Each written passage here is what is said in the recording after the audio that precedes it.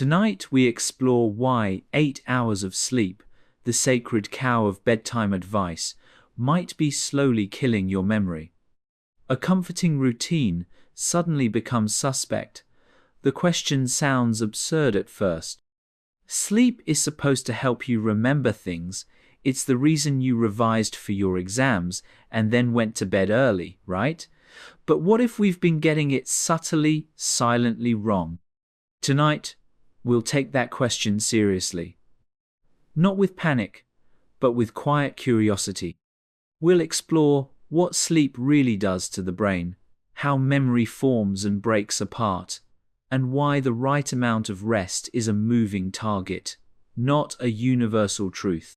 Because the idea that everyone needs precisely 8 hours every night, regardless of biology, age, or activity, that's about as scientifically airtight as using tea leaves to diagnose migraines. Sleep, like memory, is a function shaped by billions of years of biological trial and error. It wasn't designed, it happened. Like all life on this planet, we slept our way into being, and not always with the results we expected. What we now call optimal rest is often a convenient average, not a tailored solution. And those extra hours you think are helping, they might be reinforcing irrelevant memories, slowing consolidation, or even nudging your brain into patterns linked with long-term decline. We'll begin by grounding this question in human experience.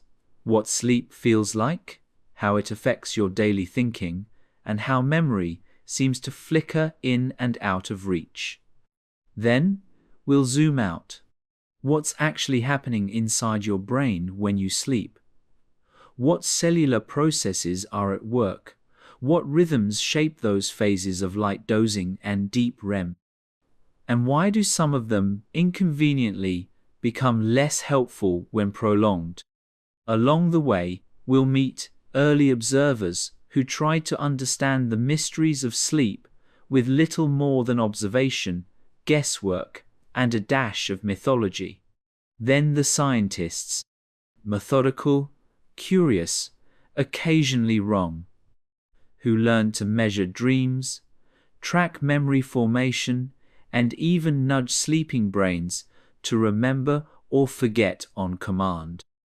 And still, questions remain. Because what you'll find, unsurprisingly, is that nature has no opinion about what you want to remember. It doesn't care whether you forget your friend's birthday or a traumatic experience from childhood. Sleep isn't a gentle librarian cataloging your mental archive.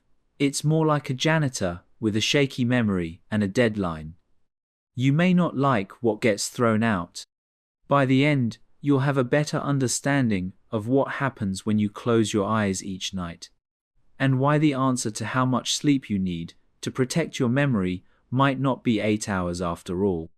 Or at least, not 8 hours every night, forever, for everyone. This leads us to consider why such a simple question, how much sleep is good for memory, turns out to be far more complex than it seems. So, why would something as widely recommended as 8 hours of sleep quietly, slowly, harm your memory? It's a question that's awkwardly placed at the intersection of tradition, biology, and science that keeps changing its mind. The answer isn't simple. But then, very few things in the body are, especially when the brain's involved.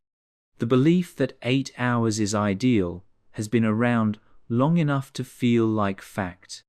Doctors recommend it. School schedules assume it. And there's always someone on social media reminding you to prioritize your sleep hygiene. But this neat number is based more on averages than individual biology. And averages, as you'll soon see, have a habit of being wrong for nearly everyone. Human memory is fragile, inconsistent, and easily influenced. You can forget someone's name 5 seconds after meeting them, but remember a jingle from an advert you saw once when you were 6. Sleep is one of the biggest factors in deciding what gets kept and what gets discarded. But too much of it, especially if timed poorly, may start reinforcing noise instead of sharpening signal. What's emerging from decades of research is a far more subtle picture. Memory isn't a single system, it's multiple, layered, context-dependent. And sleep doesn't boost memory so much as shape, trim, and sometimes weaken it. There are conditions where sleeping longer than you need could lead to cognitive fog, reduced retention, and even faster memory decline over the years. It's important to say this up front. The problem isn't sleep itself. It's the mismatch between what your brain needs and what your routine assumes it should get. Some people need 6.5 hours. Others function best on 9. But the one-size-fits-all approach is about as scientifically sound as giving every plant the same amount of water and then blaming the fern for dying. Of course, the brain doesn't complain directly. It doesn't send you a memo saying, "You've overslept by 42 minutes and deleted half your Spanish vocabulary." The effects are quieter. You forget more often. Your thinking feels slower. Over years, patterns form, and once they've settled in, they're difficult to shift. The real question then isn't just why 8 hours might be too much. It's, how does sleep control memory in the first place? What's happening inside the brain while we're unconscious? And how can something so essential sometimes sabotage us? These are the threads we'll follow tonight. This leads us to consider how sleep feels from the inside, the personal, everyday experience of memory, and forgetting that quietly shapes how we understand what's happening to us. You've probably had one of those mornings, standing in the kitchen, holding your keys, staring into the fridge, and absolutely no idea why. Or you've walked into a room with a purpose so clear it felt urgent, until the doorframe apparently wiped it clean from your brain. These moments feel small, but they hint at something bigger, something to do with how your memory works, or doesn't. You might assume, quite reasonably, that getting a good night's sleep will fix this. After all, that's what you've been told. 8 hours every night, and everything from your mood to your memory should magically improve. And yet, sometimes you sleep for 9, even 10, and still feel foggy, forgetful, vaguely annoyed with yourself and everyone else. You wonder if the sleep wasn't good enough, or long enough, or if you're just getting old. Spoiler, it's not always that. Memory isn't one big storage system. It's a collection of different systems working together, or not, depending on what's going on inside your brain. Some memories are about facts. Others are about how to do things. Some are tied to emotion. And all of them are being sorted, reinforced, or weakened while you sleep. It's not just rest. It's a kind of silent editing process. And sometimes the editor has had a long day and gets a bit trigger happy. The odd part is, you rarely notice which memories are missing. That's the trick. Your brain doesn't send you a list of items deleted while you are unconscious. You only find out when you realize you've forgotten the name of someone you've worked with for 2 years, or the plot of a film you watched last week, or your own PIN. And if you're lucky, you'll remember again later, but not always. This is the everyday experience of memory loss. It doesn't always look dramatic. It looks like misplaced objects, repeated questions, forgotten tasks. And if you're anything like most people, you blame your stress, your phone, or the fact you didn't drink enough water yesterday. Few people ever stop to wonder if it's because they slept too much, or at the wrong time, or in the wrong phase. And this isn't just about day-to-day forgetfulness. The bigger concern is what happens over years. Small lapses add up. The systems responsible for forming and keeping memories, especially long-term ones, are sensitive to how sleep is structured. So the way you've been told to sleep might be fine for someone else, but for your brain, your age, your biology, it might be eroding what you most want to keep. None of this means you should panic every time you lose your train of thought. That happens to everyone, including people who study this for a living. But it does mean that your sleep habits are not neutral. They're active parts of your memory system, and, like anything complex, they can quietly go wrong even while feeling completely normal. This leads us to consider what's actually going on each night. Not just how it feels to sleep, but what your brain is doing whilst you're unaware. When you fall asleep, it doesn't feel like much is happening. One moment you're checking the time again, the next you're waking up to an alarm that feels far too aggressive for the hour. But inside your brain, things are far less calm. Sleep isn't one long stretch of unconsciousness. It's a series of repeating phases, each with specific jobs to do. The first few stages are what's known as non-REM sleep. This is when your body starts to relax, muscles loosen, and brain activity begins to slow. Then comes deep sleep, also called slow wave sleep. It's hard to wake someone from this stage, and if you do, they tend to act like they've just been asked to explain algebra while underwater. Useful for recovery, yes, but also crucial for memory processing. After that, the brain shifts into REM sleep, short for rapid eye movement. This is the stage most often linked with dreaming. Your brain becomes active again, almost as if awake, but your body stays mostly still. Heart rate rises, breathing becomes irregular, and your eyes flick around beneath your eyelids. It's during REM that emotional memories and learned tasks often get sorted and reinforced. The brain cycles between these stages throughout the night, roughly every 90 minutes. But here's the catch. The mix of those stages changes depending on how long you sleep. More deep sleep tends to occur earlier in the night, while longer periods of REM dominate the later hours. So, if you sleep longer than your body needs, you might be getting extra REM, but not necessarily the kind that helps the memory systems you care about. What you feel when you wake up, refreshed or groggy, is only partly connected to how much you slept. It's just as much about when you woke up in the cycle. If you get up in the middle of deep sleep, your brain feels disoriented. If you wake near the end of a REM phase, things feel sharper. The strange part is that your experience of a night's sleep can completely mislead you about its actual quality. This is why two people can sleep the same number of hours and feel entirely different in the morning. One wakes in sync with their brain's natural rhythm.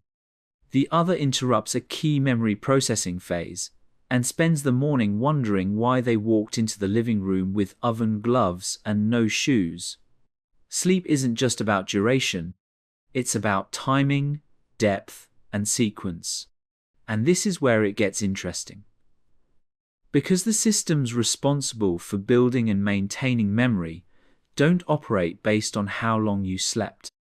They care about how well each stage played out and whether your brain had time to do its maintenance work. More sleep doesn't always mean more benefit. Sometimes it just means repeating stages that add no further value, or worse, interfere. This leads us to consider how far outside our usual perception these processes really operate, and how microscopic mechanisms might hold the answers we're missing. So far, we've been talking about sleep and memory in a way that feels familiar. Hours, habits, morning routines. But the truth is, the most important parts of this story unfold on a scale far smaller than anything you're likely to notice.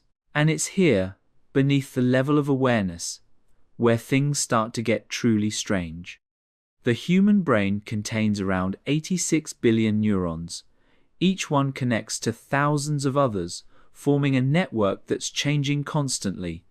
These changes happen at the synapses, the junctions between neurons, where information passes chemically and electrically. These aren't big structural changes. We're talking molecules shifting by nanometers. Your memories begin here, in these microscopic spaces. During sleep, synapses undergo a kind of maintenance. Some are strengthened, helping important memories stick. Others are weakened, clearing out information your brain deems unnecessary. This process, known as synaptic homeostasis, keeps your brain from becoming overloaded. And while you're unconscious, this quiet pruning is happening everywhere at once, without your permission and without asking what you'd actually like to keep. To help grasp the scale, if a single synapse is like a light switch, your brain is flipping billions of them on and off throughout the night. The result isn't visible to you, but it shapes how you think, feel, and remember the next day. Unfortunately, the brain doesn't always get it right, and when the system leans too far, perhaps due to too much REM, too much deep sleep, or too many cycles, you risk dulling the sharpness of your memories rather than refining them. And the deeper we look, the smaller it gets. Proteins regulate how synapses change. Genes influence when they're made. Even the way certain ions move through neuron membranes can influence whether a memory survives the night. This isn't happening at the level of sleep diaries and pillow sprays. It's happening at the level of atomic arrangements and cellular timing. At this scale, there is no concept of 8 hours, no sense of bedtime routines, just chemical processes following rules that existed long before humans started counting hours of rest. These processes don't aim for comfort. They aim for efficiency. They will reinforce whatever patterns are active, even if that means you remember the jingle from an advert, but not your revision notes. It's a humbling perspective. We're used to thinking of ourselves as intentional creatures, making decisions, shaping our own lives. But when it comes to memory during sleep, we are passengers. The mechanisms doing the work are ancient, indifferent, and very small. They do what they do, whether we understand them or not. This leads us to consider how those tiny mechanisms begin to work together, forming a larger process that governs which memories last and which fade. Now that we've scaled down to the synapse level, it's time to look at how these tiny adjustments actually shape memory. The process starts with something called memory consolidation. This is where fragile, short-term memories are stabilized into more permanent forms, ideally the sort you can recall when you need them, rather than in the shower 2 days later. At the center of this system is the hippocampus. It's a small, curved structure buried deep in the brain, and it's heavily involved in forming new memories. During the day, the hippocampus takes in experiences, sounds, facts, faces, but these early memory traces are unstable. They're like drafts, quickly scribbled down. Without follow-up, they fade. And that's where sleep comes in. During certain stages of sleep, particularly slow wave and REM sleep, the brain replays these drafts, literally. Electrical patterns repeat the same sequences that occurred when the memory was first formed. This process, called neural replay, helps transfer the memory from short-term storage in the hippocampus to longer-term storage elsewhere in the brain, mostly in the cortex, which handles everything from language to planning. But it's not just a transfer. Sleep also trims. It sifts through what you've taken in and decides what to keep. The technical name for this is synaptic downscaling. Strong, frequently used connections are reinforced. Weak, unused ones are weakened. Yes, that might include your dreams about being late for an exam from 2012. What's crucial here is that the brain can't do this level of editing while you're awake. It's too busy responding to everything around you. Sleep offers the only real window where the brain is quiet enough to reorganize its own wiring. This doesn't mean more sleep always equals better memory, because if that editing window runs too long, it may start trimming things you'd rather keep. Importantly, different sleep stages help consolidate different types of memory. Deep sleep helps with declarative memory, the sort that includes facts and knowledge. REM sleep is more involved in emotional memory and motor skills. Overshooting one stage can come at the cost of another.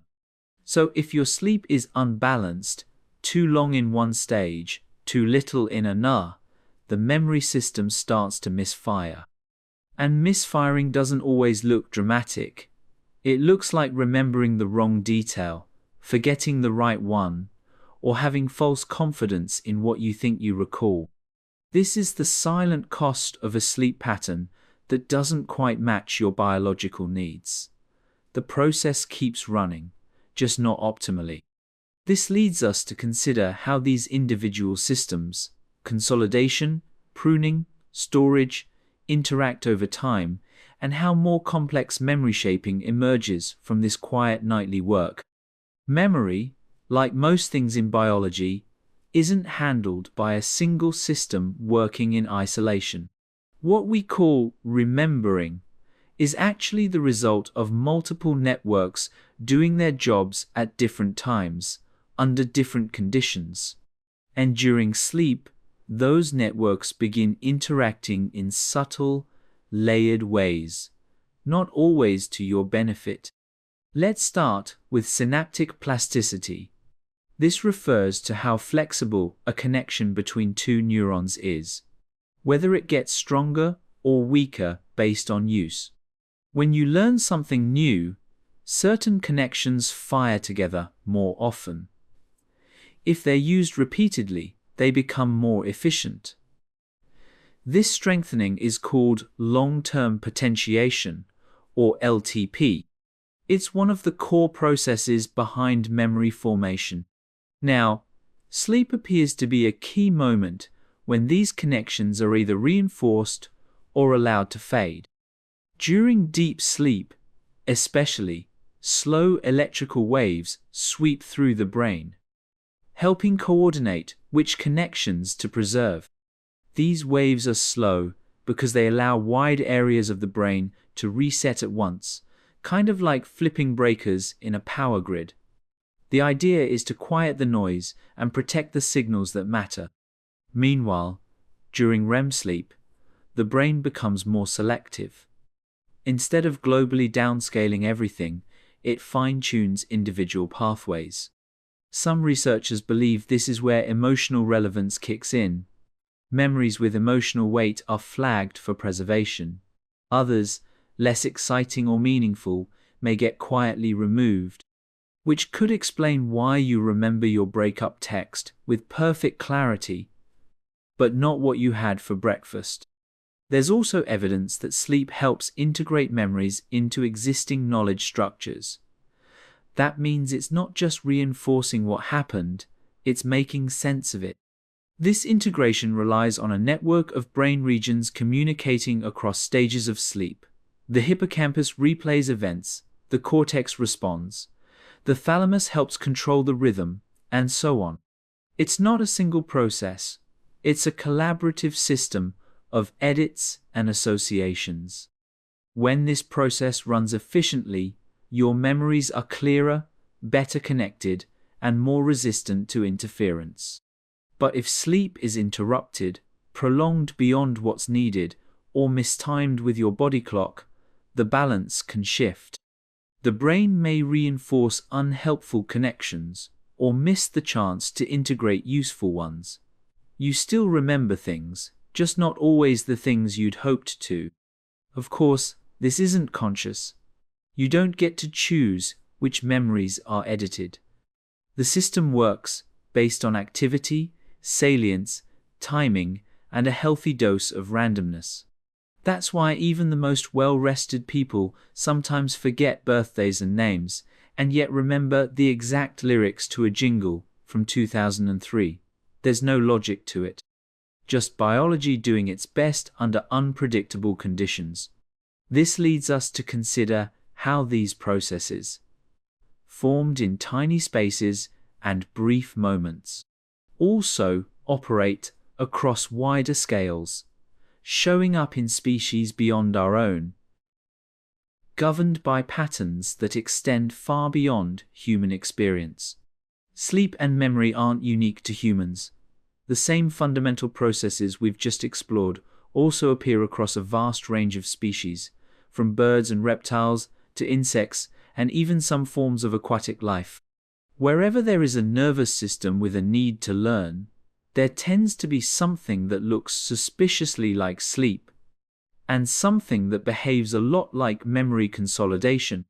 Fruit flies, for instance, show clear signs of memory loss when sleep deprived. Their tiny brains, just a few 100,000 neurons, still need rest to retain learned behaviors. If that sounds uncomfortably familiar, it should. Meanwhile, in mammals, the same sleep stages seen in humans occur in dogs, rats, and elephants. Even octopuses have been observed cycling between active and quiet rest states. Their color-changing skin flickering in patterns that suggest internal neural reorganization. What's remarkable is how consistent the underlying logic seems to be. Strengthen what matters, remove what doesn't, do it all when external input is minimized. Whether you're a crow recalling food storage locations or a university student trying to remember lecture notes, the principle appears to be the same. Biological systems don't evolve random habits, they conserve strategies that work. This universality points to something important.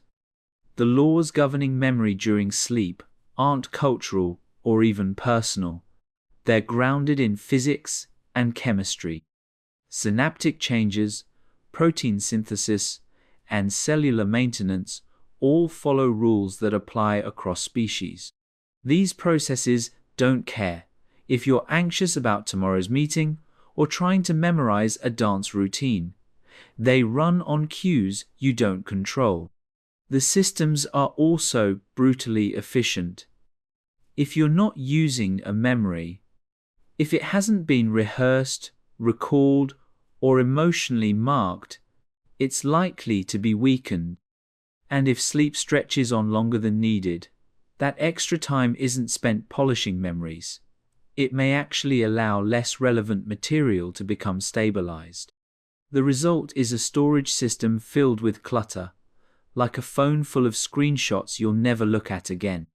Of course, animals don't argue about the correct number of hours to sleep. They follow biological rhythms shaped by environment, energy needs, and survival. We're the ones who insist on universal sleep guidelines, despite having vastly different brains, genetics, and daily demands. The underlying processes, however, operate with complete disregard for that discussion. They do their job quietly, predictably, without compromise.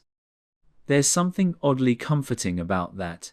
Memory consolidation isn't a luxury, it's not a lifestyle choice, it's a system as embedded in nature as photosynthesis or gravity.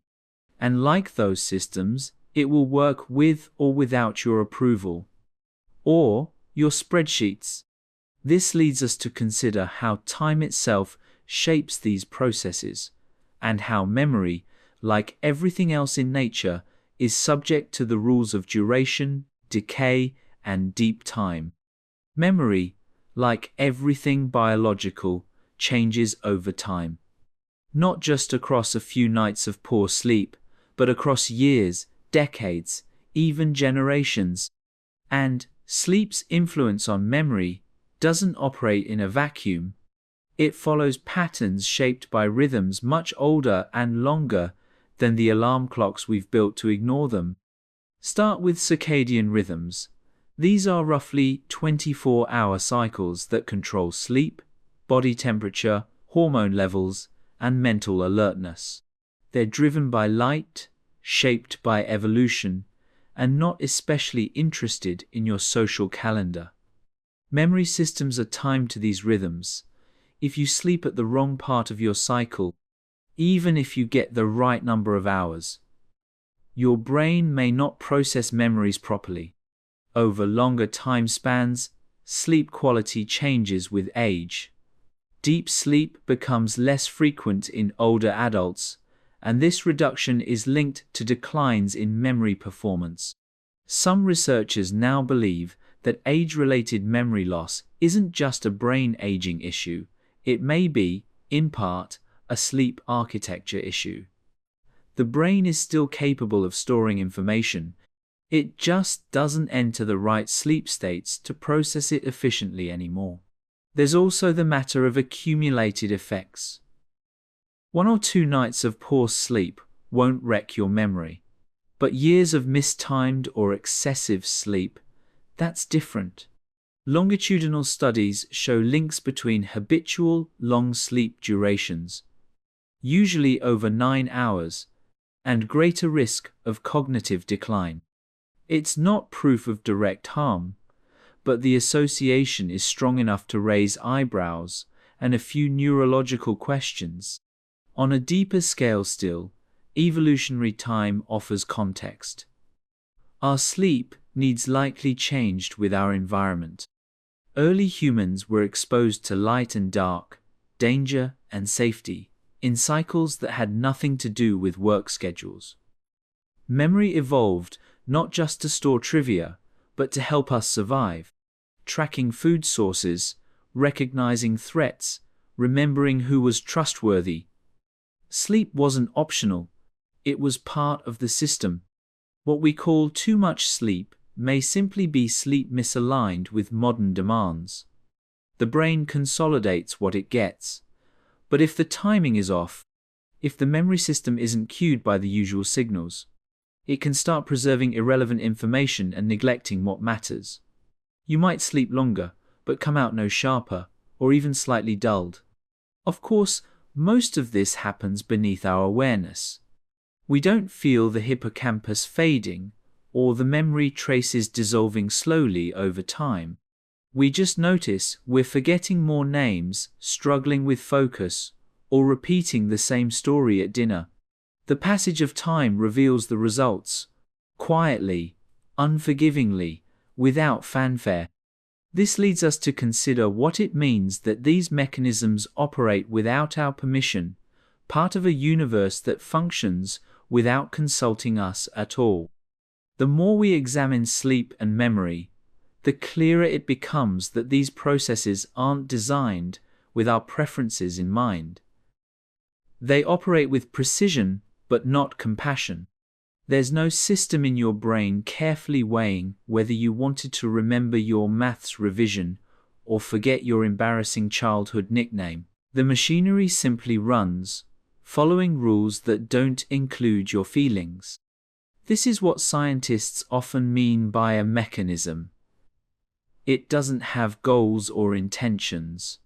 Memory consolidation during sleep doesn't try to help you.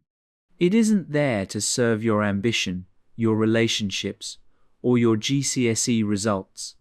It does what it evolved to do: reinforce frequently activated patterns, clear out unused ones, and run maintenance on a complex biological network that never really shuts off. We like to think of memory as something personal, something we shape and control. But biologically, memory is transactional. It's based on usage, timing, and chemical stability. If you rehearse a thought, it becomes stronger. If you don't, it decays. Sleep is the moment when this ledger is tallied, regardless of whether you're in the mood for forgetting. This can be frustrating, especially when you realize that remembering too much, especially irrelevant or emotionally loaded material, can be just as harmful as forgetting too much. Oversleeping may preserve details your brain would normally discard, leading to mental clutter and emotional fatigue. And yet the process doesn't pause to check whether that's what you wanted. It continues, because that's what it does. This is what's meant by biological indifference, not cruelty, just absence of preference. Your brain doesn't care what you wish to retain. It doesn't care that it stored the full lyrics of a song you hate instead of your passwords. These are simply outcomes of which neural pathways were active, reinforced, or pruned. Memory is a side effect of chemistry, not intention, and this extends beyond the individual. Sleep-based memory processing isn't unique to humans. It's not a gift or a curse. It's a pattern seen in countless species because it works. Evolution selects for what sustains life, not what comforts it. There is no greater plan behind it. Just repetition, feedback, and refinement over time. A quiet, relentless process with no one in charge. Strangely, there's a kind of peace in that. You're not failing when you forget. You're not broken if your memory feels unreliable. You're just participating in a system that doesn't take requests. The same indifference that shaped stars and seasons also shaped your brain, and it hasn't asked for your opinion once. This understanding prepares us to consider how humans first started trying to make sense of these experiences, long before brain scans and data models, when the only tools available were curiosity and the night sky. Long before brain scans and academic journals, humans were already puzzled by sleep. It happened to everyone, every night, like clockwork, yet no one knew why. What was this strange, necessary disappearance? Why did people dream? And why did some memories seem to fade with sleep, while others stayed vivid for years? Early civilizations did what humans always do when faced with unexplained patterns. They told stories. In ancient Mesopotamia, dreams were believed to be messages from gods. In ancient Egypt, sleep was associated with the afterlife, where the soul wandered and occasionally returned with useful visions. Some Greeks thought sleep was a temporary death, with Hypnos, the god of sleep, being the twin of Thanatos, the god of death. That's not exactly reassuring. But even without tools, people noticed correlations. They saw that children learned best after rest, that soldiers became forgetful and irritable when deprived of sleep, that those who slept poorly were often confused or unwell. They may not have known about neural oscillations, but they knew that the line between memory and sleep wasn't imaginary. Ancient Indian texts, like those in Ayurveda, described sleep as one of the 3 pillars of health, alongside food and behavior. They observed that imbalance in sleep led to mental fog and memory loss. The observations were correct, even if the explanations leaned more towards life energy than hippocampal activity. In China, Taoist philosophers wrote about the rhythm of sleep in relation to nature, linking internal organs and mental clarity to sleep cycles. And across pre-modern cultures, you find similar themes. Sleep linked with healing, mental sharpness, and emotional regulation. People didn't understand the mechanisms, but they understood the results. Dreams were taken particularly seriously. In some societies, dreams were analyzed for prophecy. In others, they were ignored unless they repeated. Many believed dreams helped make sense of waking life, or at the very least, that they meant something. The link to memory was assumed, but not yet explained. There were also early attempts to influence sleep deliberately. Incubation rituals in ancient Greece involved sleeping in temples in hopes of receiving divine messages through dreams. It wasn't science exactly, but it was a structured attempt to control what the brain did during unconsciousness.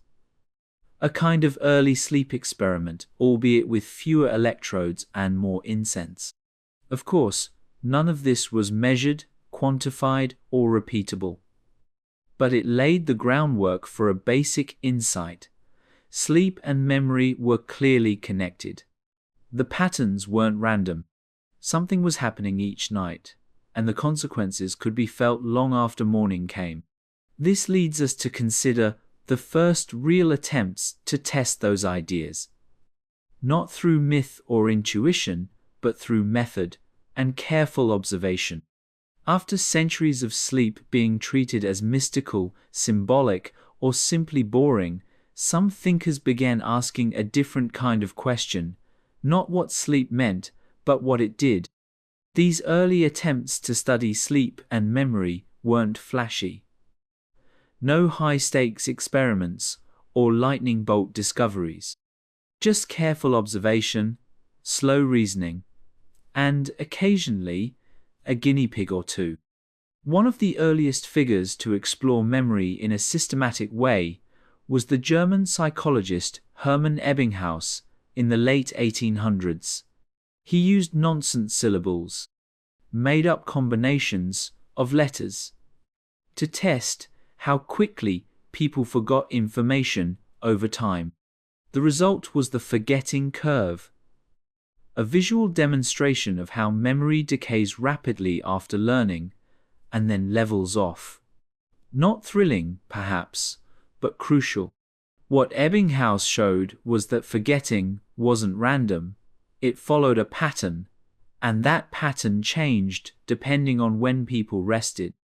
Though he didn't fully grasp the role of sleep, his work laid the foundation for linking time, rest, and memory performance. The idea that sleep could help preserve, or harm, memory was starting to form. At around the same time, scientists like Santiago Ramon y Cajal were using microscopes to map the structures of the brain. He demonstrated that neurons, the building blocks of the nervous system, were separate cells, not all one big web. This was important because it showed that memory must involve changes between cells, not just inside them. Theories of synaptic plasticity, how connections change, began to take shape.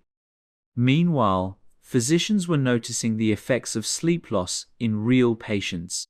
People who experienced insomnia or trauma-related sleep disruptions often showed lapses in memory, focus, and decision-making. These weren't just anecdotes, they were consistent patterns. Sleep wasn't just a break. It seemed to be doing something restorative to cognition itself. In the early 20th century, researchers began designing simple tests. Learn a list of words, then either sleep or stay awake, and test recall later. The results were striking. People who slept, even briefly, remembered more. This wasn't a placebo effect or some vague psychological uplift. The data showed clear differences. Sleep preserved memory. Lack of sleep let it slip away. These early insights were slow to gain traction. Psychology was still establishing itself as a science, and sleep wasn't exactly considered a glamorous subject. Memory was often thought to be fixed, something you either had or didn't. The idea that it could be affected by how you spent your night seemed almost too mundane to matter. But it did matter, and the more researchers tested, the more they realized memory wasn't static. It was shaped by behavior, time, and sleep. And while they didn't yet understand the mechanisms, they'd opened the door to studying memory as something dynamic and deeply biological. This leads us to consider how better tools, microscopes, sensors, scanners, helped reveal what was really happening inside the sleeping brain.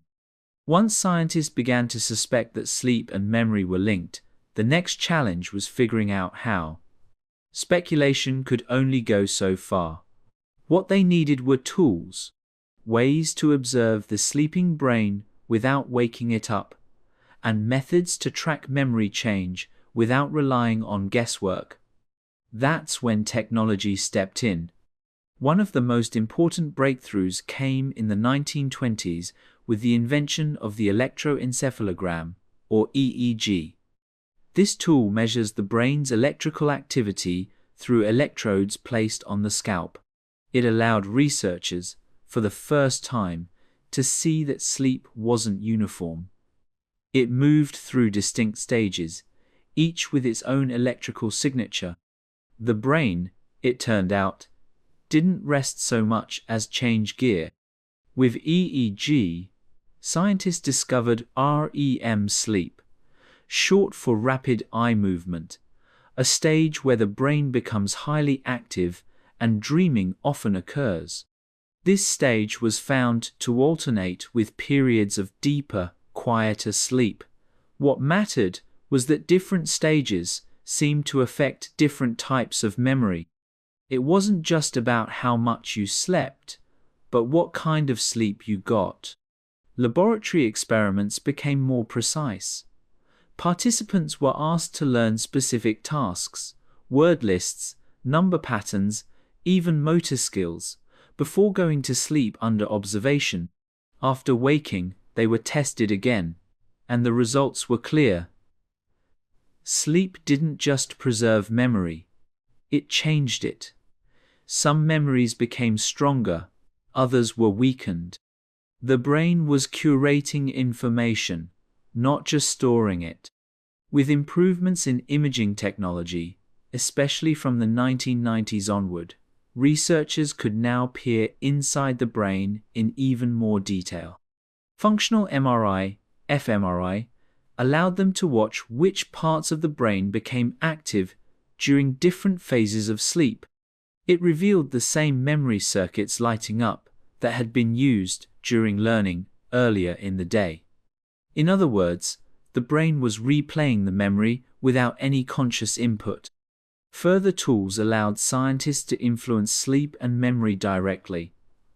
One method involved playing quiet sounds during deep sleep that were associated with earlier learning, like a particular noise linked to a word pair. This targeted memory reactivation actually improved recall the next day, which is impressive and mildly unsettling. Your brain can be nudged in your sleep without you knowing. The growing toolkit also included polysomnography, a combination of EEG, eye movement tracking, and muscle activity to capture a fuller picture of sleep cycles. Combined with cognitive testing, researchers could now link specific phases and disruptions to memory performance, mental health, and even long-term brain aging. With each layer of complexity revealed, one thing became clearer. Sleep isn't just recovery, it's information processing. And when the balance shifts, too little, too much, or in the wrong pattern, the impact on memory can be subtle or quite significant. Tools gave us access, but they also raised new questions. This leads us to consider how some of those early findings turned out to be wrong, and how science learned to correct itself one misstep at a time. Science doesn't get everything right the first time. In fact, it rarely does. Sleep and memory research has been no exception. Many early theories seem promising, only to be adjusted or scrapped once better data emerged. That's not failure. It's how progress works, slowly, awkwardly, and occasionally while wearing electrodes. One early misconception was the idea that all sleep was restorative in the same way. The assumption went something like this: more sleep equals more recovery, and therefore better memory. It sounded reasonable, and it was easy to test. But as results rolled in, things got complicated. Some people who slept more actually performed worse on memory tasks. The problem wasn't quantity. It was quality and timing. Another flawed assumption was that dreaming was simply the brain entertaining itself with nonsense, with no cognitive purpose. For decades, dreams were considered irrelevant to memory. But studies began to show that dream-heavy REM sleep was linked to emotional memory consolidation. In other words, that bizarre dream about fighting your Year 9 geography teacher might be your brain filing away something you felt, not something you saw. There was also the belief that the brain shut down during sleep. A nice idea, peaceful, simple, and entirely wrong. EEG readings quickly revealed that the brain is highly active during sleep, especially in REM. In some stages, parts of the brain are even more active than when you're awake. So much for switching off. Even the famed 8 hours recommendation turned out to be a generalization, not a rule. Large-scale studies have shown a U-shaped curve when it comes to sleep and cognitive function. People who sleep significantly, more or less than average, often score lower on memory and attention tests. But the key word is average. What's healthy varies. A 70-year-old doesn't need the same sleep architecture as a teenager. And yet the same advice is often handed out like it's universal. Science also misjudged how separate memory types were. For a long time, researchers studied declarative, fact-based memory, and procedural, skill-based memory in isolation. But sleep experiments started to show overlap. Some stages supported both, depending on timing and context. Memory wasn't being stored in neat little boxes. It was being sorted across a shifting, interconnected network. The point here isn't that researchers were careless, it's that sleep and memory are staggeringly complex, and scientific models are always incomplete. The job isn't to be right straight away. It's to be slightly less wrong each time. A kind of intellectual sleep cycle, really. Test, fail, correct, repeat. This leads us to consider how scientists use experiments to actually test these theories. Isolating variables, building hypotheses, and gradually sharpening our understanding of what sleep really does to the mind. To move beyond guesswork, scientists needed experiments, controlled, repeatable, often tedious. Sleep research didn't get its answers from dramatic moments. It got them from participants lying in dark rooms connected to wires while researchers waited. Then came the memory tests, word pairs, pattern games, simple recall. Not glamorous, but incredibly revealing. One classic experimental method is sleep deprivation. Participants are kept awake for a set period, then given tasks that test short-term memory, learning ability, or attention. The results are clear and consistent. Even one night of disrupted sleep significantly impairs memory performance. The more sleep lost, the greater the decline. It's not subtle. And it's not just about feeling tired. It's cognitive function itself, altered at the roots. But perhaps more interesting are experiments that vary the type of sleep. Using polysomnography, researchers can wake participants during specific phases, such as just before REM or during deep sleep, and compare their memory performance to those allowed to sleep uninterrupted. Doing this repeatedly shows which kinds of memories depend on which phases. For instance, fact-based memories tend to benefit most from deep sleep, emotional and procedural memories from REM. To isolate variables further, scientists often use paired associate learning tasks. These involve linking two unrelated things, say, a word and an image. Some participants are tested after sleeping, others after staying awake. This allows researchers to measure memory retention directly. Time and again, sleep comes out ahead. But only when it's the right kind of sleep, at the right time. More isn't always better. Another technique involves reactivating memories during sleep. In these studies, a sound is played during learning, like a tone linked to a specific image. Later, while the participant is asleep, the sound is played again. If timed correctly, it boosts recall. If mistimed, it can interfere. The brain, it seems, is listening even when you're not. Whether it's listening well is another matter entirely. To measure longer-term effects, longitudinal studies are used.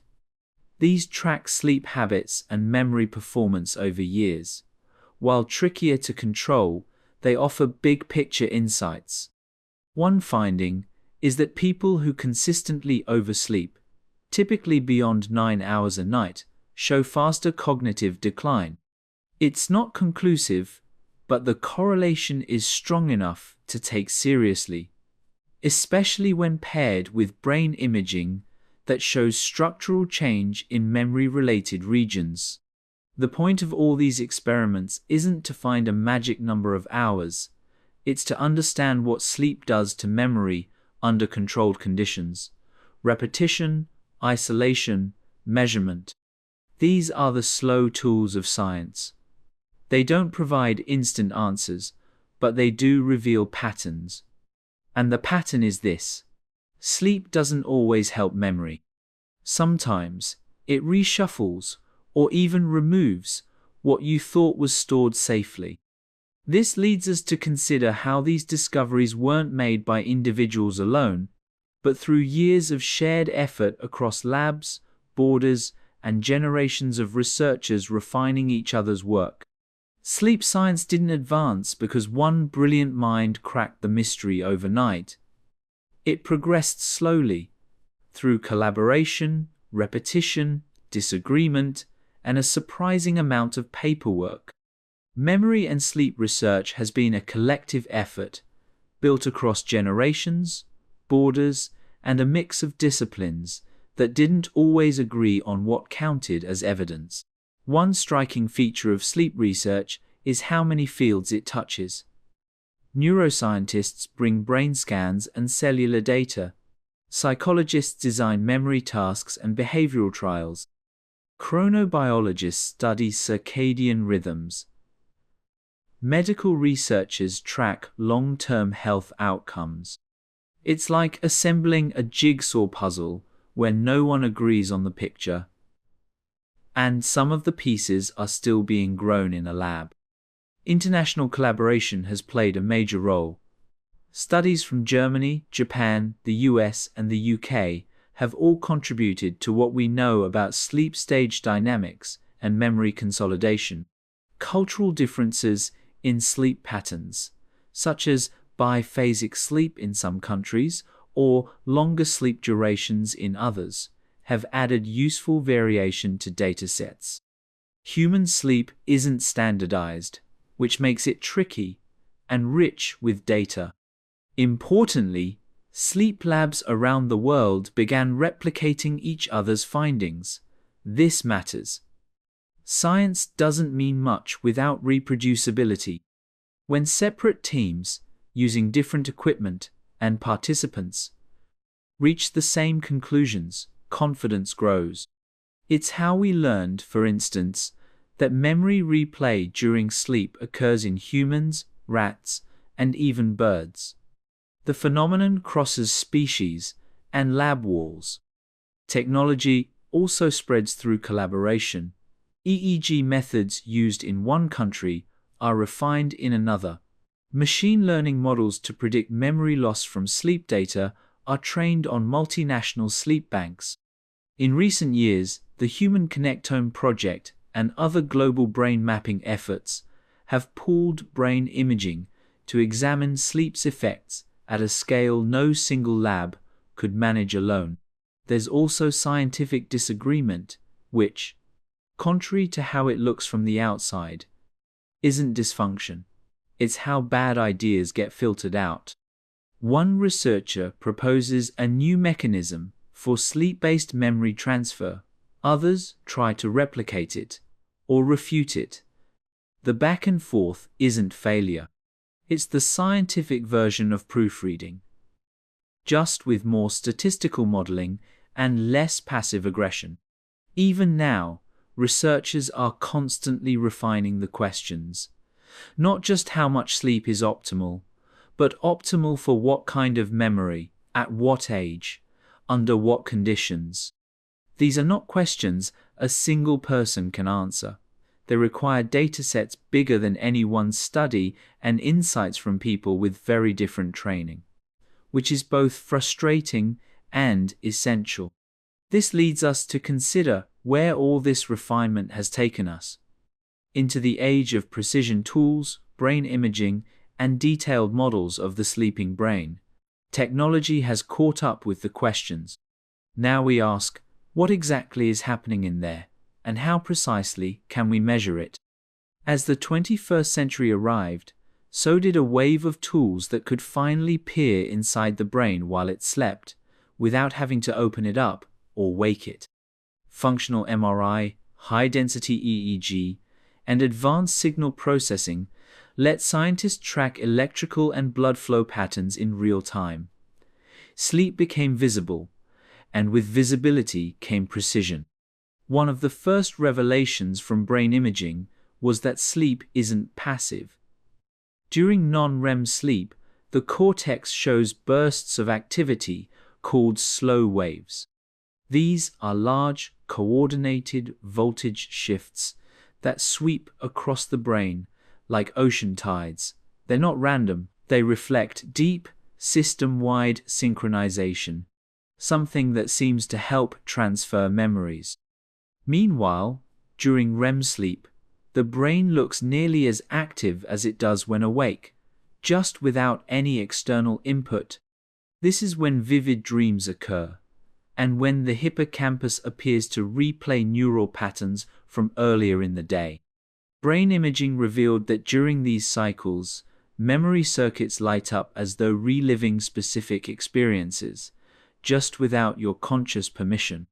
Technology has also helped identify sleep spindles, brief bursts of oscillatory brain activity that show up on EEG recordings during stage 2 sleep. These spindles seem to be involved in protecting memories from interference.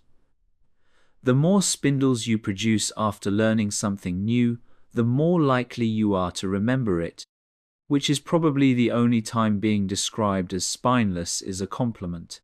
Timing matters too. With newer imaging and recording tools, scientists noticed that memory reactivation doesn't happen randomly during sleep. It's coordinated with specific phases of slow waves, often just before a spindle or within REM bursts.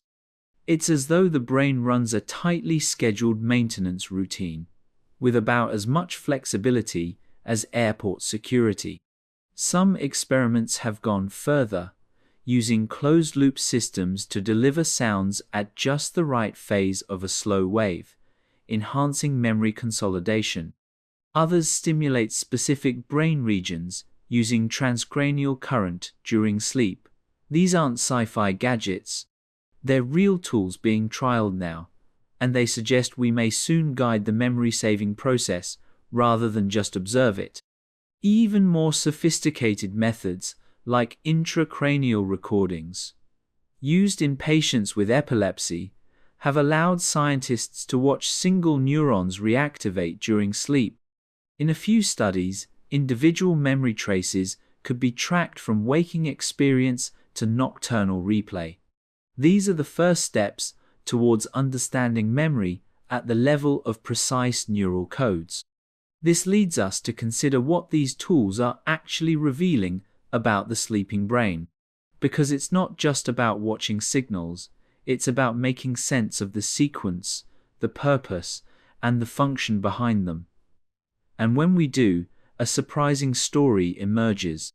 Not of sleep as rest, but as memory's workshop. Now that we can observe the sleeping brain with some precision, the patterns are becoming clear. Sleep isn't simply the absence of wakefulness.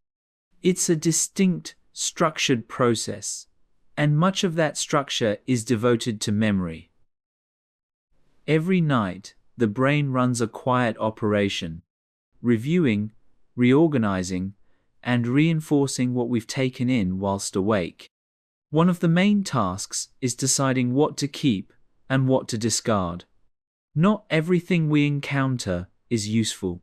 If your brain kept every face in every crowd, you'd struggle to find your own mother in a supermarket. During sleep, especially non-REM stages, the brain begins the slow curation of experience, keeping the important, binning the rest. This sorting process is surprisingly sophisticated. Emotional memories, for example, are often prioritized. Things that feel significant, surprising, or threatening tend to get extra consolidation. This is thought to involve the amygdala, part of the brain that handles emotional responses, interacting with the hippocampus, which manages memory formation. Essentially, if it made your heart race, it's more likely to be remembered. At the same time, the brain begins stabilizing certain kinds of memories. Declarative memories, facts, and events tend to be strengthened during slow-wave sleep. Motor memories, like learning to play piano or juggle, hopefully not at the same time, benefit more from REM sleep. Each sleep stage seems to have its own specialization, like a memory department with different shifts and tasks. There's also reactivation. During sleep, neurons that fired together during a learning task start firing again in the same sequence. It's as if the brain is replaying the event in fast forward, rehearsing, and reinforcing connections. This happens mostly in the hippocampus and cortex, helping short-term memories become more stable and long-lasting. Sleep may also help reframe information, finding patterns, solving problems, or forming new connections between ideas. That's why people sometimes wake up with clarity on something they couldn't grasp the day before. It's not magic. It's just the brain doing background processing that it's too distracted to manage during the day. Interestingly, not all memories benefit equally. Some fade deliberately, which is useful. If the brain stored every little sensory detail from a dull commute or an awkward small talk, you'd soon run out of space and patience. The art of forgetting, it turns out, is just as important as the art of remembering. This leads us to consider one final, delicate question. If sleep is vital for memory, and if modern life disrupts sleep constantly, then what exactly are we doing to ourselves? How fragile is this nighttime machinery, and what happens when it breaks? If sleep shapes memory, then it follows that poor sleep can distort or damage it, and indeed, the evidence stacks up alarmingly well. Shortened sleep, fragmented sleep, or irregular sleep patterns all interfere with the brain's ability to store and organize information. Essentially, it's like trying to file paperwork in the dark during a fire drill. Studies show that even a single night of disrupted sleep can reduce the brain's ability to retain new information the next day. In part, this is because the hippocampus, the bit involved in forming new memories, becomes less responsive. You can still try to learn, but it's a bit like writing on a fogged-up window. Sleep deprivation also weakens consolidation. In one experiment, people who learned a task and then stayed awake all night performed significantly worse the next day compared to those who slept. It's not just tiredness, their brains hadn't had the chance to replay and embed what they'd practiced. The rehearsal never happened. Chronic sleep loss can have deeper effects. Students, shift workers, and new parents are all familiar with the fog that settles in after several nights of poor sleep. But the science suggests it's more than just grogginess. Long-term sleep restriction actually reduces the number and strength of neural connections related to learning. Sleep disorders complicate this picture further. Conditions like insomnia, sleep apnea, and narcolepsy interfere with the natural cycling of sleep stages. That cycling is crucial for memory. So when it's disrupted, things go sideways. Apnea, for instance, is linked with memory loss, partly because oxygen levels drop, which is not ideal for any organ, let alone the brain. Aging adds another twist. As people grow older, their sleep becomes lighter and less consistent. Slow-wave sleep declines, and with it, the replay of memories. This is one reason older adults may find it harder to remember names, directions, or where they put the remote control. Although that last one might also be because the remote is under the cat again. Some scientists think that sleep disruption might even contribute to neurodegenerative diseases like Alzheimer's. During deep sleep, the brain clears waste products, some of which are linked to cognitive decline. Less sleep means less cleaning, which could allow damaging proteins to build up. It's a tentative link, but one that's being studied with increasing urgency. This leads us to consider a more hopeful question. If poor sleep damages memory, could better sleep restore it? Can we improve memory, not just by studying harder, but by sleeping smarter? Science is beginning to explore this possibility, and the results are quietly encouraging. If sleep shapes memory, and memory shapes who we are, then the idea of tweaking sleep to boost memory starts to sound rather tempting. Not in a science fiction way, just slightly improved filing. Scientists have begun to explore whether we can nudge the sleeping brain to do its job even better. Surprisingly, it might be possible. One approach is sound stimulation. Gentle bursts of sound, timed to match the brain's slow waves during deep sleep. It's not loud or dramatic, just soft clicks, barely audible, delivered precisely when the brain's electrical rhythms are dipping. Rather like giving your brain a metronome while it files its paperwork. Another method is targeted memory reactivation. This involves playing smells or sounds during sleep that were linked to a learning experience while awake. For example, if you studied Spanish vocab whilst sniffing roses, the same rose scent at night may help strengthen those memories. It's not cheating, exactly. More like giving your brain a quiet reminder with a floral accent. More direct stimulation methods have been tested too. Mild electrical currents, called transcranial stimulation, can influence brain rhythms during sleep. The goal is to encourage stronger oscillations linked to memory consolidation. So far, the results are mixed. The effects are subtle and not exactly ready for home use, unless your idea of a relaxing bedtime involves electrodes taped to your head. There are, of course, limits. You can't learn entirely new things in your sleep. No matter how loudly you play French grammar podcasts at someone who's unconscious, they will not wake up fluent.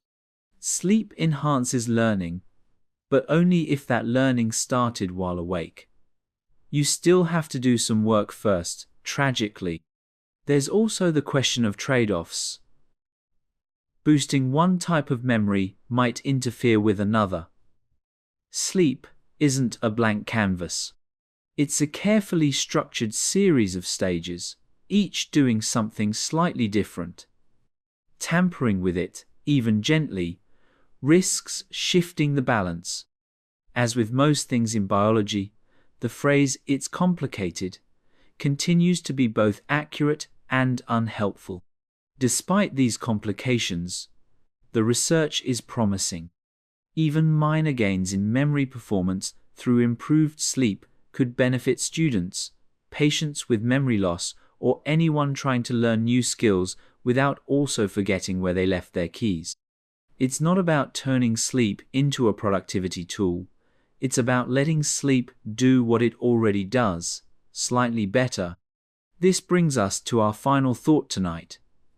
If sleep is this powerful and this delicate, then perhaps the most revolutionary idea isn't to hack it, but to protect it. What happens to memory, to learning, to civilization itself, if we stop giving our brains the rest they evolved to need? If you've ever planted a seed and expected a tree by morning, you'll understand the importance of patience. Memory works the same way. Tonight, we've seen how learning doesn't end when you shut your books or your eyes. In fact, the moment you fall asleep, a different kind of work begins.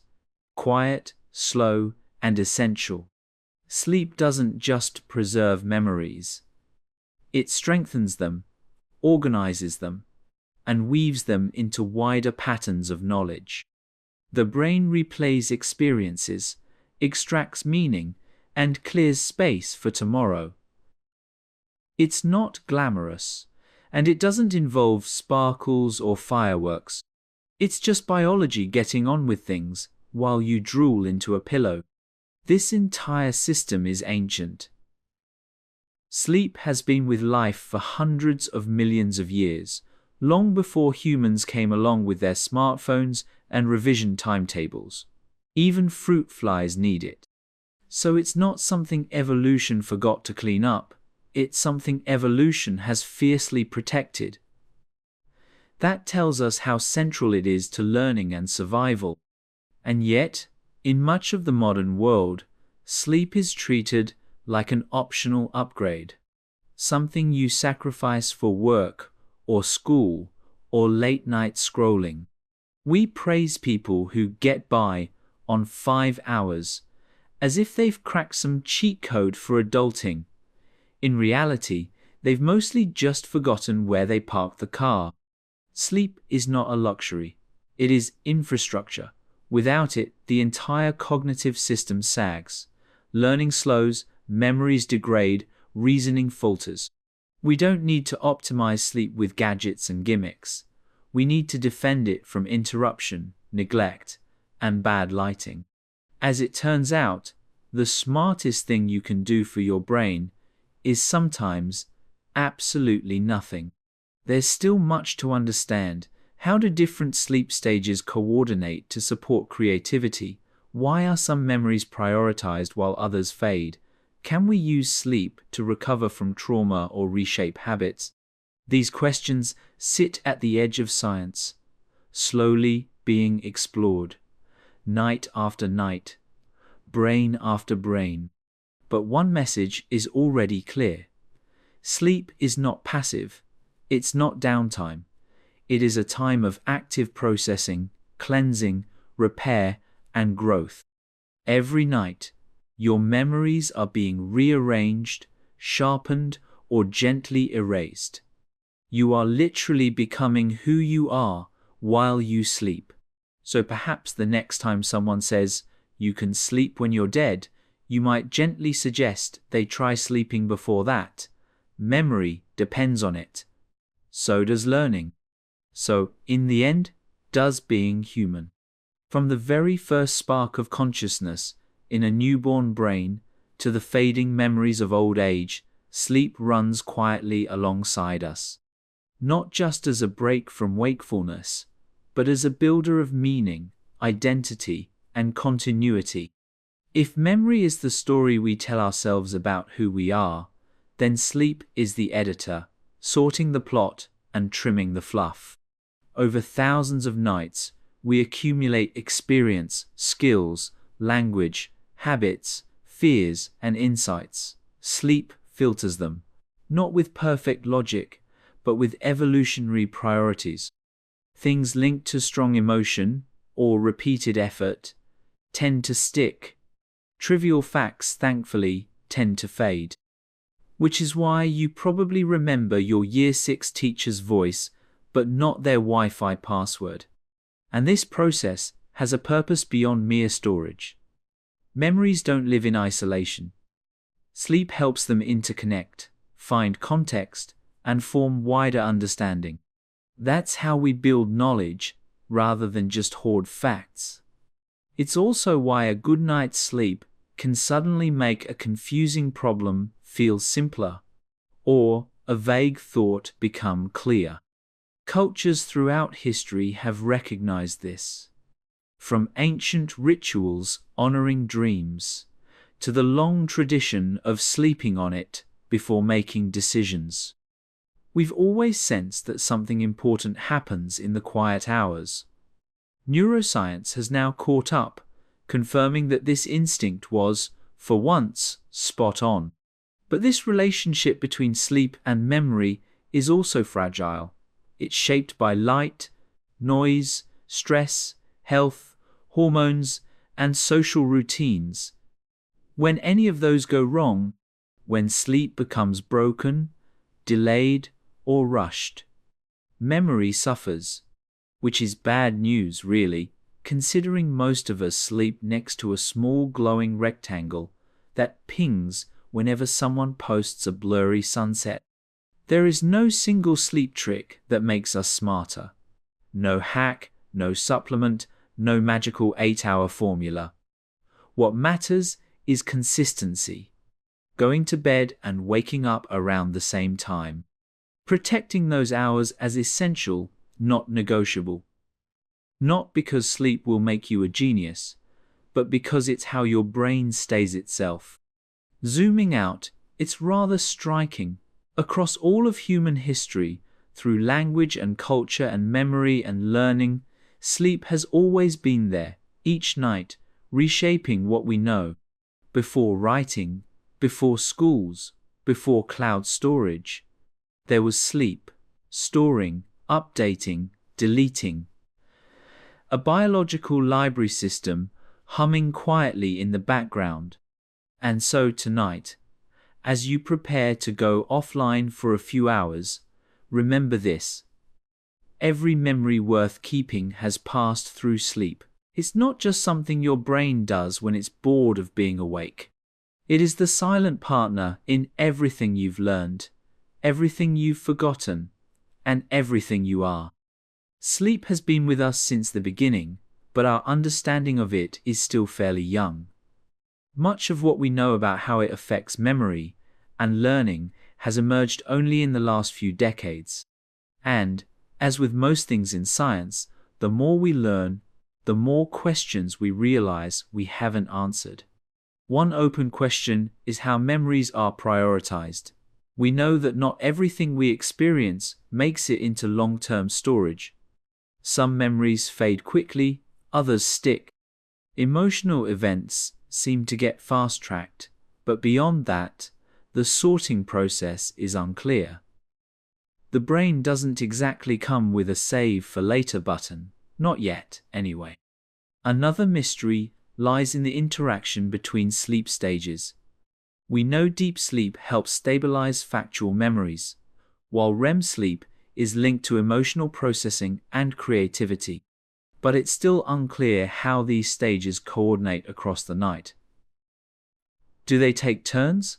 Compete? Have some kind of rota system? If so, it's one no one's explained to the rest of us. There's also growing interest in how sleep may support problem solving. Studies show people often wake with new insights after sleeping on a problem. It's not magic. It's the brain finding connections it missed earlier. Some researchers even suggest that dreams might play a role in exploring these connections. Though let's be honest, most dreams still feel like a confused penguin wrote the script. Technology is now giving us new tools to study all this. Brain scans during sleep are becoming more detailed, Algorithms can track how electrical activity changes as memories are replayed. In some labs, scientists are even experimenting with targeted memory reactivation, a fancy term for subtly reminding people of something while they sleep, to strengthen the memory. Yes, it sounds suspiciously like advertising. No, it's not quite ready for revision season. Sleep research is also pushing into medicine. Could we help people with PTSD by guiding how their brains process traumatic memories during sleep? Could we ease anxiety or help stroke patients relearn skills? These ideas are still early stage, but they hint at just how central sleep may be, not only to learning, but to healing. And of course, there's the wider evolutionary question. Why did sleep evolve in the first place? It's risky, being unconscious for hours. You miss things. You can get eaten. Yet nearly every animal does it. So whatever benefits it brings, they must outweigh the risks. The full picture is still developing. So, while we've come far, sleep science is still stretching, yawning, and getting started. There are entire areas we've barely dreamt about, which leads us to consider one final, haunting question. What happens when sleep breaks down altogether? Sleep isn't optional. It's not a luxury or a treat. It's a biological need, like food or oxygen. And when it starts to fail, when it becomes irregular, broken, or disappears entirely, the results are serious. Physically, mentally, emotionally, the effects creep in. And, eventually, they take over. One of the most obvious impacts is on memory. Sleep deprivation weakens the hippocampus, the part of the brain that helps form new memories. Without sleep, short-term memories don't make the leap into long-term storage. It's like writing notes on a whiteboard that gets wiped every morning. Great for forgetfulness, not so great for revision. Decision-making also falls apart. Studies show that even mild sleep loss increases risk-taking, reduces empathy, and worsens judgment. Essentially, the tired brain becomes less cautious and more emotional, which helps explain a fair few midnight snack choices, and probably most of the internet after 2 a.m. But it goes deeper than that. Chronic sleep disruption is linked to higher risks of depression, anxiety, and even psychosis. It's not just that poor sleep worsens mood. Poor sleep may also interfere with the brain's ability to regulate emotions altogether. The line between a bad day and a mental health disorder isn't always obvious, but sleep often sits near the border. Extreme sleep loss, think days, not hours, can become dangerous. Hallucinations appear, basic coordination falters. People lose track of time, space, even identity. In rare cases, sleep deprivation can even be fatal. Fatal familial insomnia is a rare genetic disease in which the brain loses the ability to sleep and eventually shuts down. It is, frankly, as horrifying as it sounds. And yet, millions of people live with less severe but persistent sleep problems. Insomnia, sleep apnea, shift work disorder. Modern life hasn't been kind to our circadian rhythms. Artificial lighting, blue screens, caffeine on tap. We've built a world that treats sleep as inconvenient. And now we're surprised when it doesn't show up on time. There are treatments. Cognitive behavioral therapy can help retrain sleep habits. Devices like CPAP machines can support breathing during sleep. Melatonin supplements may offer a short-term nudge, but none of these replace the underlying need. A stable environment, regular routines, and a society that takes sleep seriously, or at least stops sending emails at 11:43 p.m. In short, when sleep goes missing, we go missing. The version of you that's alert, focused, kind, funny, that version relies on sleep. Take it away, and you become a slower, grumpier, more forgetful version. Essentially, me during parents' evening. This leads us to consider something more hopeful. If sleep is that essential to being human, what happens when we get it right? Not all sleep is created equal. 8 hours of tossing and turning is not the same as 8 hours of deep, rhythmic slumber. So tonight, let's take a step back. Not to the 1990s, but to something a bit older. The kind of sleep our brains evolved for. It turns out we might not be doing it quite right. For most of human history, sleep came with darkness. Total darkness. No streetlights, no screens, no fridge door lighting up the kitchen like an alien abduction. Just firelight, moonlight, and eventually nothing. That darkness matters. It tells the brain it's time to release melatonin, the hormone that signals sleep. Without that signal, the brain stays on standby, like a laptop that refuses to shut down. Then there's timing. Humans are diurnal. We're built to be active by day, asleep by night. But modern life has thoroughly scrambled that. Shift workers, night owls, teenagers expected to function at 7 a.m. None of this lines up with the body's natural clock. When your circadian rhythm is out of sync, even plenty of sleep can leave you groggy. Historically, sleep wasn't even one long block. Some evidence suggests that people once slept in 2 chunks. First sleep and second sleep, with a quiet period of wakefulness in between. A time for reading, talking, or, according to one 17th century medical manual, a little quiet lovemaking. Make of that what you will. Beyond timing and light, there's also sound. Our evolutionary sleep environment was not perfectly silent, but it wasn't full of buzzing phones, traffic sirens, or neighbors practicing the tuba at midnight. Background noise matters. Even if it doesn't wake you fully, it can fragment sleep, preventing the deeper stages the brain relies on. And we're not really designed to sleep alone. For most of our evolutionary past, humans slept in groups, for safety, warmth, and social bonding. Sleeping in total isolation, in silent rooms, might feel modern, but biologically, it's slightly weird, as if the brain's expecting a saber-toothed tiger to show up and finds it odd when one doesn't. This doesn't mean we all need to build caves and return to a hunter-gatherer schedule. But it does mean our sleep problems aren't random. They're often the result of living in a way our biology wasn't built for. Fixing that isn't about hacks or apps. It's about restoring the cues our brains evolved to trust. Darkness, quiet, rhythm, and safety.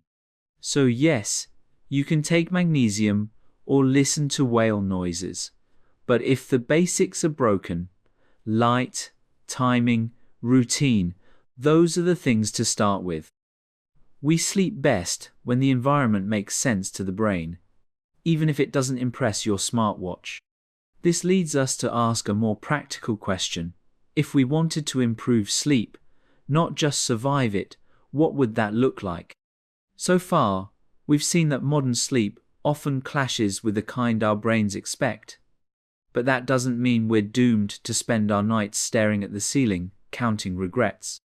There are simple, practical ways to bring sleep back in line with our biology. And none of them involve drinking lettuce water or chanting under a full moon. First, fix the light. Bright light in the morning tells your brain it's daytime, setting your internal clock.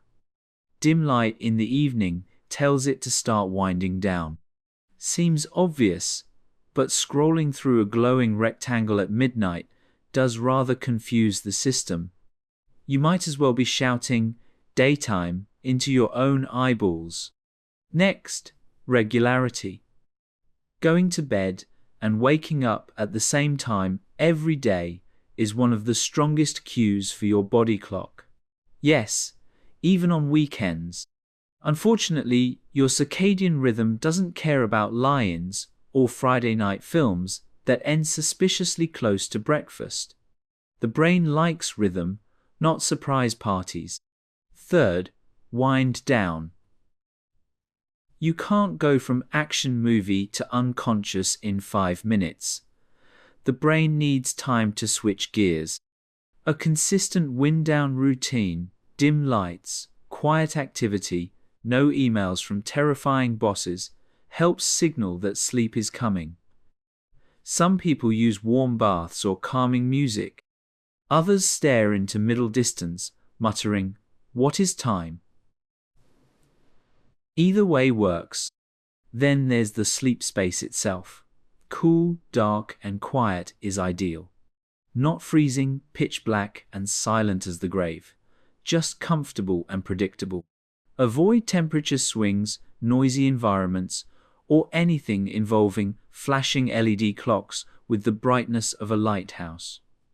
And yes, that includes your phone. If you wake in the night, don't panic. Waking up briefly is normal. What matters is not whether you wake, but whether you stay calm and let your body drift back to sleep. Lying there stewing about it just makes things worse. And getting up to check the time is basically pressing the "start worrying" button. Exercise helps too. People who move during the day, especially outdoors, tend to sleep more deeply at night. You don't need to train for a marathon. Even a daily walk counts. Just avoid vigorous workouts right before bed, unless your goal is to lie there, wondering why your heart sounds like it's DJing. And finally, caffeine. Lovely stuff, but it sticks around far longer than you think. Even a cup of tea at 4 p.m. might interfere with sleep. As tragic as this is, switching to decaf or herbal tea in the afternoon might be one of the kindest things you can do for future you. This leads us to something deeper. Because sleep isn't just a biological process, it's also shaped by culture, history, and habits. And some of our ideas about it, not as timeless as they seem. We tend to think of 8 hours of unbroken sleep as the gold standard. Anything less, and you've apparently failed at bedtime. But this neat 8-hour block is a surprisingly modern invention. For most of human history, sleep didn't come in a single, solid chunk. And no one lost sleep worrying about it. Historical records, from ancient texts to 18th century diaries, describe a pattern called segmented sleep. People would go to bed soon after dark, wake for an hour or two around midnight, and then return to sleep until dawn.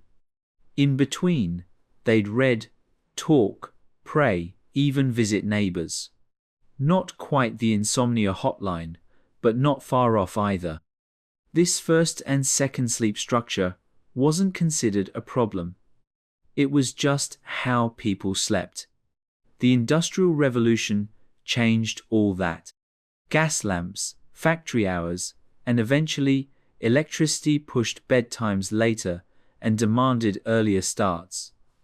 Consolidating sleep into one stretch became the norm, not because of biology, but because of schedules.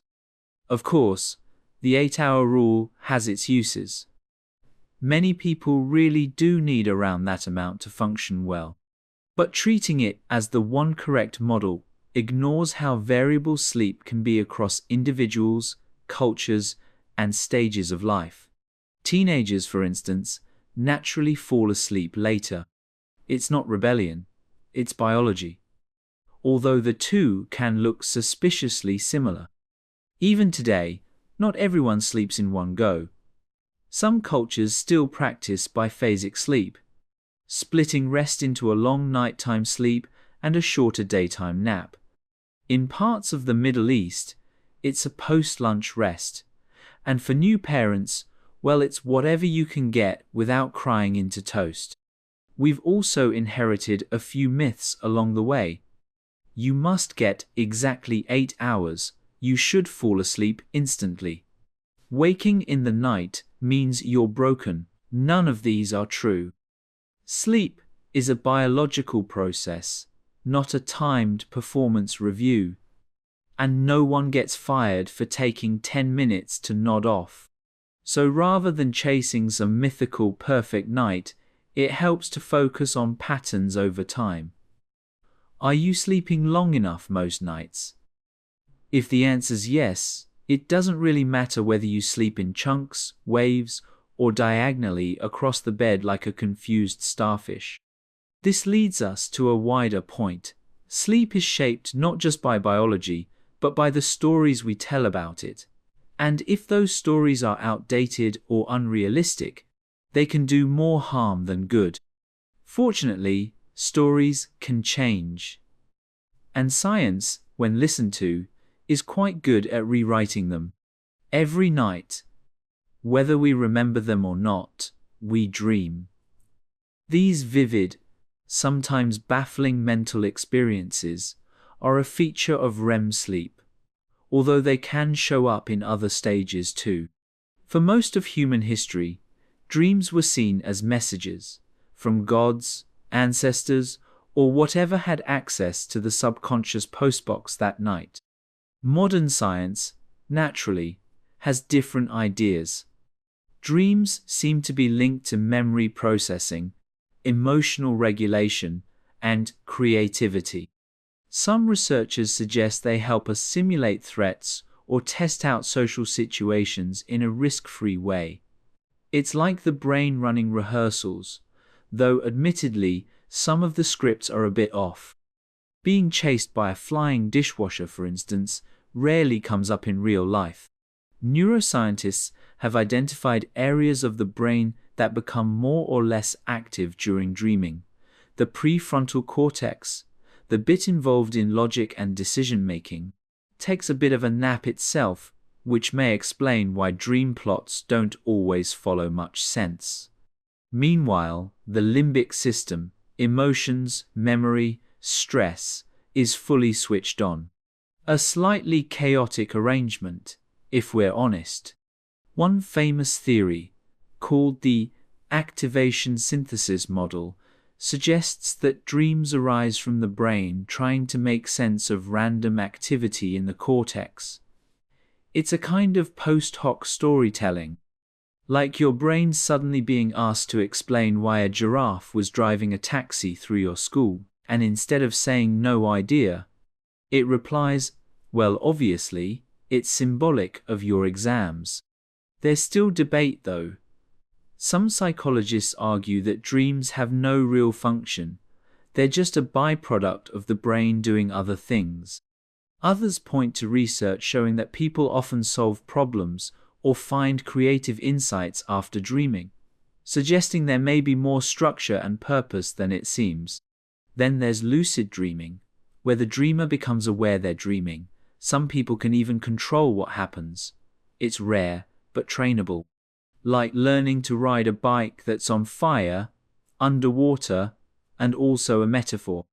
Scientists are studying whether this state could be useful for treating nightmares, rehearsing skills, or simply escaping the news for a bit. What's clear is that dreams reveal how active the brain remains during sleep. It doesn't switch off. It shifts modes, running tests, sorting emotions, poking around the filing cabinets of memory, and occasionally inventing flying cats with your maths teacher's face. This leads us naturally to the next mystery. If dreams are so common and so complex, why do we forget most of them? As usual, the science has ideas, none of which involve dream fairies with memory erasers. You'd think, given how vivid dreams can feel, they'd be hard to forget, and yet, within minutes of waking, most of them vanish. That epic flying biscuit chase you were just in, gone. It's not your memory playing tricks. It's your brain doing what it's designed to do. One reason we forget dreams is that the brain doesn't treat them like waking memories. During sleep, particularly REM sleep when most dreaming occurs, the hippocampus, the bit that usually files away memories, isn't exactly on top form. It's like asking a half-asleep librarian to catalogue a stampede of giraffes. You'll be lucky to find anything in the morning. There's also the matter of neurotransmitters. Chemicals like norepinephrine, which play a key role in storing memories, are at low levels during REM sleep. So even if the dream feels intense or emotional at the time, the chemistry isn't quite right for saving it. It's as if your brain's record button is on pause. That said, we're not completely hopeless at dream recall. People who wake up during or just after REM sleep are more likely to remember their dreams, especially if they do so naturally, rather than being yanked out of sleep by an alarm clock that sounds like a bin lorry reversing. Timing matters. Attention plays a role too. The more we focus on dreams upon waking, by lying still and thinking about them or writing them down, the more likely we are to remember. It's a bit like catching fog in a jar, but the jar has to be ready before the fog arrives. Interestingly, not everyone forgets their dreams equally. Some people recall dreams almost every day. Others hardly ever do. Brain scans suggest differences in how active certain areas are during sleep and waking. It's not necessarily about effort.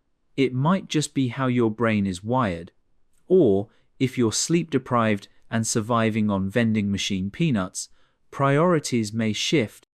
And no, forgetting a dream doesn't mean it wasn't meaningful. The brain likely still processed emotional material, ran simulations, or sorted memories, even if you don't remember the plot. Dream forgetting isn't a flaw. It's a feature. A bit like your body not storing every single noise you hear in a day. Helpful, really. This leads us back to a bigger point. Most of what the brain does during sleep happens below awareness. From memory consolidation to emotional tuning, it's busy in there. Dreaming is just one visible corner of a much larger, hidden process, one that carries us night after night, whether we remember it or not. Not all dreams are gentle ramblings about cheese or oddly specific celebrity encounters. Sometimes sleep throws us into something much darker. Nightmares are vivid, disturbing dreams that jolt us awake. Night terrors, on the other hand, don't even bother with storylines, just sheer panic, often without any recall, like fear itself tripped over into your room and didn't explain why. Nightmares typically occur during REM sleep. The brain's emotion centers, especially the amygdala, are highly active. These dreams often feel real and leave strong impressions. Sweating, racing heart, and that urgent need to check under the bed. They're more common in children, but affect adults too, especially during times of stress, trauma, or illness. Night terrors are a bit different. They show up during non-REM sleep, usually in the first third of the night. A person might sit up, scream, or thrash about, eyes open, heart racing, but not actually wake fully, and in the morning, there's usually no memory of it. It's more unsettling for the person watching than the person experiencing it, which seems slightly unfair. These episodes aren't signs of mental illness. They're surprisingly common, particularly in children. The developing brain seems prone to this kind of erratic activity. As the sleep system matures, most people outgrow them. For adults, when they do occur, they can sometimes be linked to sleep disorders, PTSD, or certain medications. Why does the sleeping brain generate such intense fear? One theory suggests it's a survival feature. Simulating threats while dreaming may help us react better when awake. Practice runs, essentially. Though one might argue that being chased by a wardrobe full of bees isn't especially useful preparation for modern life. Another explanation is emotional processing. Dreams, including nightmares, may help us confront unresolved feelings. They bring buried fears to the surface, however clumsily. A bit like therapy, but without the couch, and with more falling into bottomless pits. Treatments vary depending on severity. For most people, reassurance and good sleep hygiene are enough.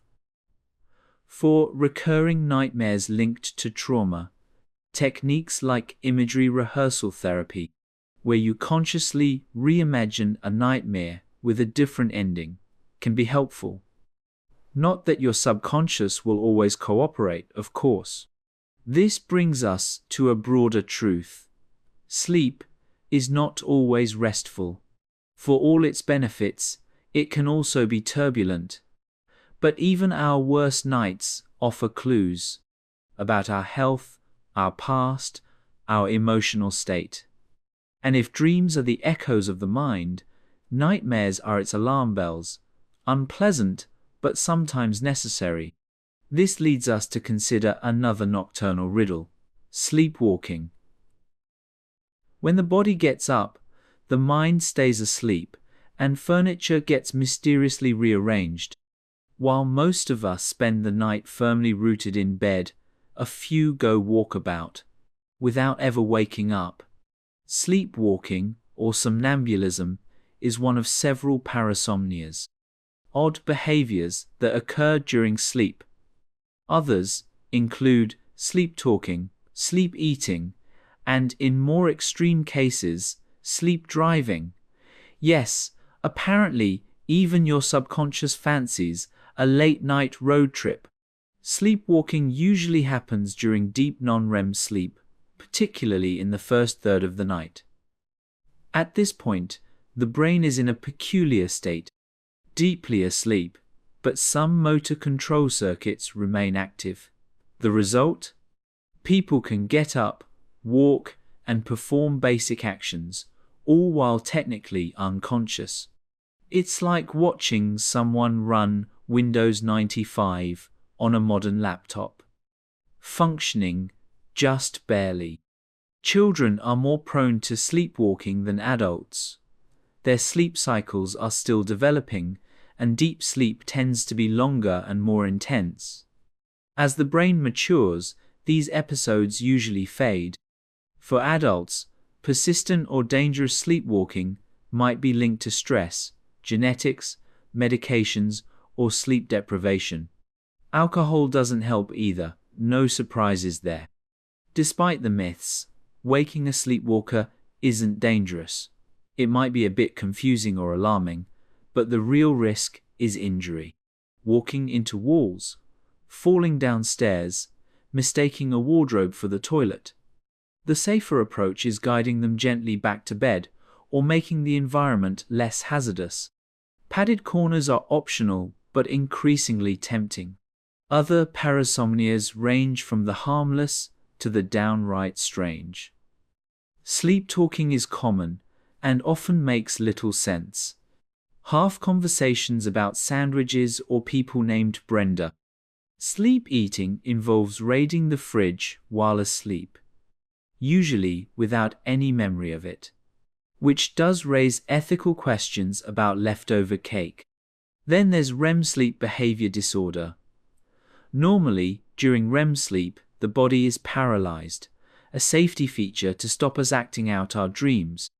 In this disorder, that paralysis is missing, allowing people to punch, kick, or leap out of bed mid-dream.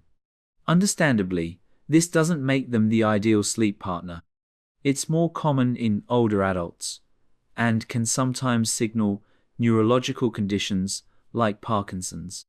Scientists think parasomnias occur when the boundaries between sleep stages break down. It's as though part of the brain wakes up while the rest stays offline. Not quite asleep, not quite awake, just in between. Like being half listening during a boring Zoom call, but with more kitchen accidents. This leads us to consider an even stranger frontier: lucid dreaming. When the dreamer becomes aware and sometimes takes control. Now and then, a sleeper realizes they're dreaming and stays asleep. This rare state is called lucid dreaming. It's like catching yourself in the middle of a dream and thinking, "Oh right, none of this is real." Some people use it to fly, explore, or have deep chats with their subconscious. Others just immediately try to find a trampoline. Human priorities vary. Lucid dreams happen during REM sleep, when dreams are typically most vivid. The key difference is self-awareness. Part of the brain wakes up just enough to realize it's dreaming, but not enough to snap out of sleep. It's a delicate balance, like trying to surf a wave without getting dumped into the sea, or, in this case, back into boring reality. Scientific studies using EEG and fMRI have shown that the prefrontal cortex, the area involved in reasoning and decision-making, is unusually active during lucid dreaming. This is the same region that's mostly offline during normal dreams. So in lucid dreams, it seems the dreaming brain gets a tiny nudge from the waking mind, just enough to take the wheel. Lucid dreamers report varying levels of control. Some can shape the environment or change the dream's direction. Others simply observe, aware but unable to influence events. Training to have lucid dreams involves techniques like reality checks during the day. Asking yourself if you're dreaming, to build the habit of noticing weirdness. The main risk is accidentally doing this out loud in public. There's growing interest in whether lucid dreaming could have practical benefits. Some researchers suggest it might help people process trauma or practice real-world skills in a risk-free environment. Athletes, musicians, and even people overcoming phobias have reported using lucid dreams to rehearse. Although, obviously, no amount of lucid dreaming will help you find your keys. Induction methods include keeping a dream journal, setting intentions before bed, or waking briefly during the night to catch a REM cycle on the way back to sleep. It requires patience and a willingness to accept that most attempts will result in normal dreams involving dentists, school corridors, or being late to something inexplicable.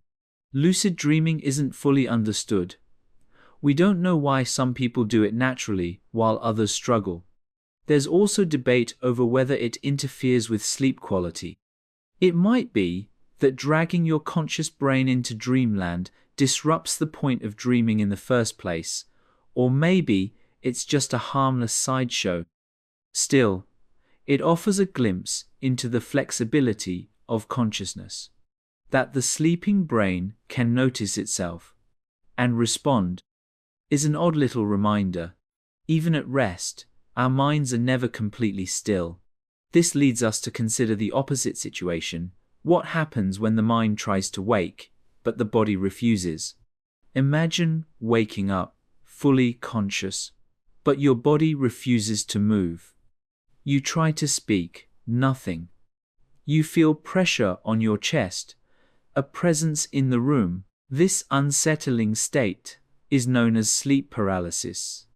It's not dangerous, but at 3 a.m., it certainly doesn't feel friendly. If nightmares are bad, this is their unskippable sequel. Sleep paralysis occurs during transitions between sleep and wakefulness, often at the edge of REM sleep. During REM, the body is naturally paralyzed, a safety mechanism that stops us physically acting out dreams. But if the brain wakes up before the paralysis wears off, we get stuck in between. Eyes open, mind alert, but muscles offline. This limbo usually lasts from a few seconds to a couple of minutes. That's plenty of time for the imagination to step in. Many people report sensing figures in the room, hearing footsteps, or feeling pressure on their chest. These are hallucinations, but they can be terrifyingly convincing. It's a bit like dreaming with your eyes open, and none of the fun. These visions are most likely caused by leftover REM activity. The brain's dreaming circuits are still partially firing, blending reality with imagined threats. It's not surprising then that so many cultures have created myths around it. Demons, ghosts, witches. In medieval England, it was called the night hag. In modern times, it's just Tuesday. Certain factors make sleep paralysis more likely. Sleep deprivation, irregular schedules, stress, and sleeping on your back can all increase the chances. It's also more common in people with narcolepsy or anxiety disorders. The good news? It's usually harmless. The bad news? You get to lie there thinking, I'm definitely dying for 90 seconds. The brain regions involved include the pons, which controls rematonia muscle paralysis, and the thalamus, which manages sensory information. During sleep paralysis, these systems get slightly out of sync. It's like a badly timed baton pass between two relay runners, and you're the one face-planting on the track. Most people experience sleep paralysis once or twice in a lifetime. For others, it's a regular visitor. Treatments focus on improving sleep hygiene, consistent bedtimes, reducing stress, and avoiding caffeine or screens before sleep. Some people find comfort in simply knowing what it is, which is useful, assuming you can remember that mid-hallucination. This leads us to one final mystery: why we dream at all. What's the point of these vivid nightly stories, complete with plot holes, surreal characters, and emotional soundtracks? Next, we'll try to untangle the purpose of dreaming. And that brings our journey to a gentle close. If you're still with us, you're welcome to drift off with another of our sleepy deep dives. Until then, rest well and good night.